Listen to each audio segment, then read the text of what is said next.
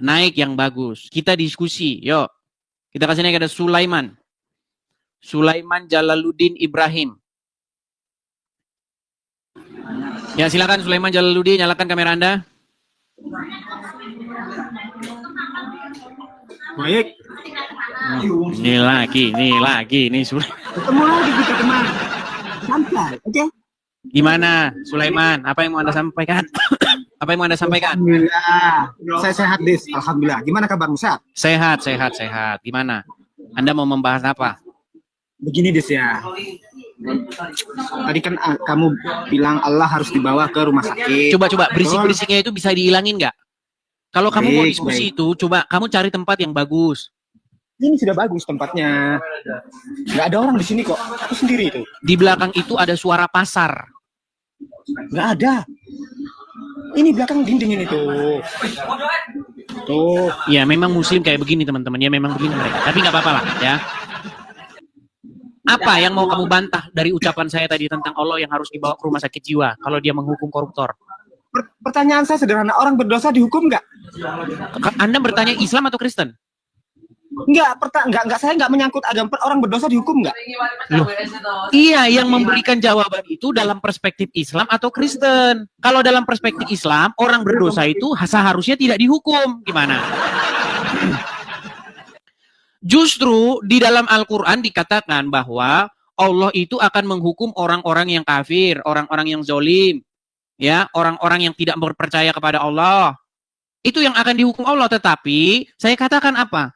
Jika Allah menghukum orang berdosa, koruptor, maka Allah harus dibawa ke rumah sakit jiwa. Kenapa saya katakan begitu? Begini Dis ya, kita nggak usah bintang Tuhan. Di dunia ini aja orang korupsi dihukum. Anda ini kok nggak Gitu nyambung sih? Dari mana dasar hukum itu? Kenapa orang korupsi dihukum? Sulaiman, kita berarti ini kalau orang korupsi dihukum harus dibawa ke penjara ya? Dibawa ke rumah sakit jiwa ya? Hakim agung, polisi ya? Nah, menurut sudut pandang Islam begitu. Loh, berarti ya secara tidak langsung Anda mengatakan seperti itu. Iya, makanya saya bilang itulah sesatnya agama Islam. Begini, kalau Anda mengatakan kalau orang berdosa dihukum, orang korupsi dihukum, maka Allah dibawa ke rumah sakit jiwa. Berarti secara langsung Anda mengatakan jaksa pun harus dibawa ke rumah sakit jiwa. Sesuai dengan ajaran agama Islam. Loh, kok sesuai? Jaksa itu banyak yang agama Kristen. Gitu loh. Makanya ini saya bilang ini gak nyambung. Sulaiman, makanya kurang-kuranginlah membenturkan kepala kalian ke ubin, biar kalian tidak semakin gila. Dengar, tenang. Di dalam sudut pandang kekristenan, orang yang berdosa, orang yang jahat, itu mendapatkan penghukuman. Apalagi kalau dia tidak bertaubat. Nah, sedangkan di dalam tenang, saya lagi ngomong, dengerin dulu. Tenang. Baik.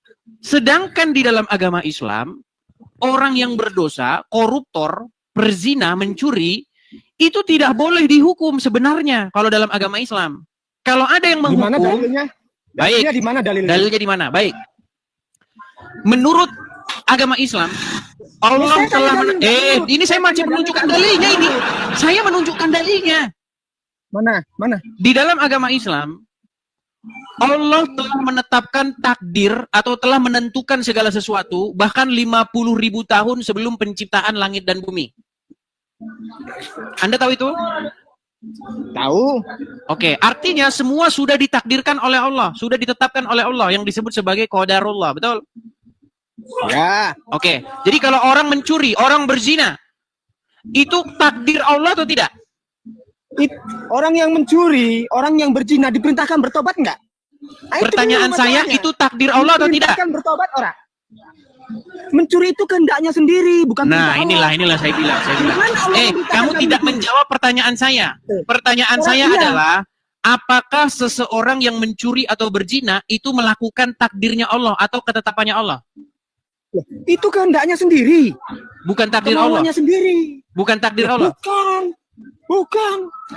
Baik, saya tunjukkan dalilnya. Inilah orang Islam nih teman-teman, harus munafik. Harus munafik dia. Gimana sih, Des? Kok Allah yang disalahkan, kan nggak nyambung. Lalu apa? Lalu bagaimana dengan yang mengatakan bahwa Allah telah menetapkan takdir-takdir sebelum penciptaan manusia? Baik. Ketetapan takdir itu dia sebagai manusia, sebagai hambanya. Kan begitu. Itulah yang disebut takdir. Bukan Tentang perbuatannya. Perbuatannya itu kendaknya sendiri. Bukan Baik. takdir. Baik, Takdir itu nggak bisa dirubah, Dis. baik, Tapi kalau perbuatan mencuri bisa dirubah. Perbuatan buruk bisa dirubah. Begitu. baik. Jadi Allah telah menetapkan takdir umat manusia itu 50.000 tahun sebelum penciptaan Ya. manusia, ya. Betul. Baik, saya akan tunjukkan dulu dalilnya ya. Memang Muslim ini memang sulit ini tidak menerima dalilnya sendiri. Baik, baik, baik. Saya tunjukkan dulu dalilnya ya, bahwa Allah sudah menetapkan takdir umat manusia bahkan 50.000 tahun sebelum penciptaan. Nih, saya tunjukkan kepadamu.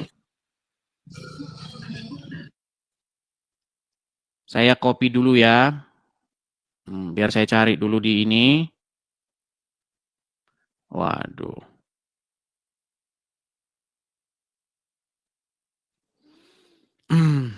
Saya tunjukkan kepada kamu. Dalil-dalilnya bahwa Allah sudah menetapkan semuanya 50.000 tahun sebelum penciptaan. Kamu masih di situ? Ah, kabur dia. Kabur, lari.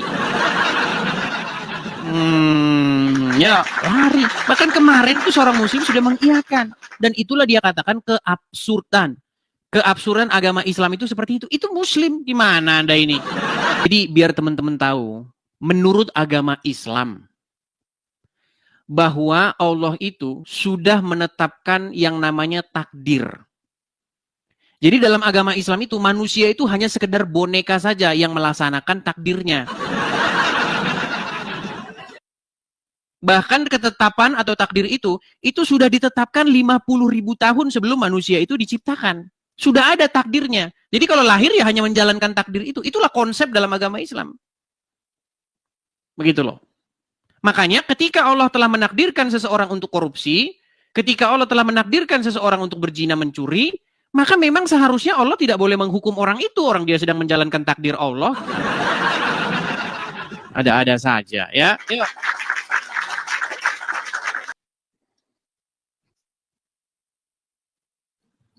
Ya, selamat malam Elok Rifan. Malam Bang, lu tahu takdir nggak? Takdir tuh ada dua. Ya, nyalakan kamera dulu Elok Rifan sebelum Takdir tuh bicara. ada dua, bego. Takdir tuh ada dua. Takdir Ya, tuh kayak jenis kamu nyalakan kelamin. kamera Lu dulu. bisa berubah nggak? Lu bisa Kameramu berubah nyalain takdir. dulu. Jenis Kenapa kamu kelamin. kamu jangan tarik Jenis nafas. kelamin tahu nggak? Tarik nafas, hembuskan nafas. Itulah Hembusin nafas, makanya hembusin nafas. Kristen itu. Tarik nafas, tarik nafas. Hembuskan kami- nafas. Nah, tenang, kita itu tenangin tidak. tenangin diri dulu. Coba. Nah. Kamu perkenalin diri dulu, nyalain kameramu. Kalau kamu bernyali. Langsung to the point aja, langsung to the point ada takdir. Kalau Tahu kamu tidak nggak punya nyali, ngapain kamu definisi kesini? takdir itu? Lah, itu lu pakai kacamata aja nggak punya nyali. Kamu aja Lepas tidak bisa kacamatamu. tidak berani nyalakan kamera. Lah, lepas kacamatamu, itu baru berani. Kameramu saja tidak nyala. Kamu banyak permintaan. Saya sudah bilang, gurumu si Juma suruh diskusi dengan saya. Mana berani gurumu si Juma diskusi dengan saya? Lihat mereka. Nggak berani. Dibilang takdirnya ada dua. Berarti hadisnya harus dikoreksi. Ya. Kan sudah pernah saya bilang, jikalau seorang muslim mendalami hadis, disitulah dia akan melemparkan hadis itu ke tong sampah. Ya. Dikatakan di situ takdir ada dua. Mana ada hadisnya berbunyi seperti itu nih? Biar saya tunjukkan kamu hadisnya. Hadis ada dua, ngarang saja. Hadis ada dua, takdir ada dua. Nggak ada. Perhatikan. Tidak ada di sini dikatakan bahwa takdir itu ada dua. Lihat nih. Nih hadisnya, kelihatan ya? Apa dikatakan di sini? Allah telah menulis takdir semua makhluk sejak 50.000 tahun sebelum menciptakan langit dan bumi. Ini sudah jelas nih. Nih, Nabi memberitahukan bahwa Allah telah menulis takdir terkait semua makhluk secara terperinci, kehidupan, kematian, rezeki, dan lain sebagainya. Sudah ditentukan 50.000 tahun sebelum diciptakan. Ada dua takdir, ngarang aja. Di mana di sini dikatakan dua takdir? Segala sesuatu itu sudah ada qadarullah, ketetapan Allah. Jadi kalau kamu maling, kalau kamu mencuri, berzina, ya memang sudah ketetapan Allah. Itu sudah ditetapkan, ditakdirkan. Segala sesuatu yang terjadi adalah berdasarkan ketetapan dan takdir Allah. Nih, udah jelasin, ini ajaran agama Islam. Makanya, kalau Allah menuntut orang akibat apa yang sudah ditakdirkannya, maka bawalah Allah ke rumah sakit jiwa. Kan sudah saya bilang. Allah yang menetapkan orang korupsi. Bagaimana mungkin Allah menuntutnya untuk mempertanggungjawabkan perbuatannya? Ada-ada saja. Ya, silakan. Bawa, kalau kamu naik, kamu nggak usah kesurupan dulu. Naik, tenangkan dirimu. Ya. Jangan kalian bawa tabiat-tabiat, amarah, ngamuk-ngamuk, persekusi orang itu di sini. Jangan. Yuk, silakan.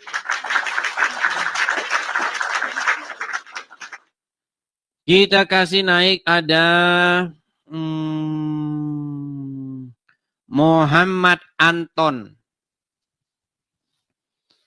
Ya, selamat malam Muhammad Anton. Dan umat muslim sudah ditakdirkan itu tukang marah-marah. Jadi yang tukang marah-marah itu ya berarti dia muslim. Nah, silakan nyalakan kamera Anda. Naik, turunin bang, turunin. Gimana? Apakah muslim sanggup untuk membela ajarannya? Gak sanggup, teman-teman. Makanya dalam agama Islam itu, janganlah kalian marahin orang yang berzina, orang yang mencuri, orang yang korupsi. Itu sudah ketetapan Allah, takdir Allah. Gimana Anda ini? Oke, kita kasih naik ada Gus Yadi. Ini penggemar saya lagi nih, dari Madura. Banyak penggemar saya dari Madura. Halo. Ya, silakan nyalakan kamera. Banyak betul penggemar saya dari Madura. Ya, silakan. Sebentar. Saya ini teman-teman kalau ke Madura, saya bakalan jadi artis. Karena apa? Karena orang Madura sekarang, banyak orang Madura sekarang tontonannya Edis TV. Halo. Salam Pulau Madura, penonton setia Edis TV. Ya. Iya, sekarang banyak orang Madura tidak mau nonton ceramah Ustadz, nontonnya Edis TV. Ya silakan. Lucu soalnya. Iya, tetapi kan memberikan pencerahan, betul? Silakan, Cak. Gimana Bang? Gus Yadi, apa yang mau Anda sampaikan, Gus? Gimana? Ini mau bahas apa? Tadi itu kita membahas masalah sudah saatnya umat Islam membawa Allah ke rumah sakit jiwa. Iya, langsung marah dia. Loh, nah langsung. Gus, dengar Gus, dengar. Begini, Anda langsung marah-marah, tidak tanya.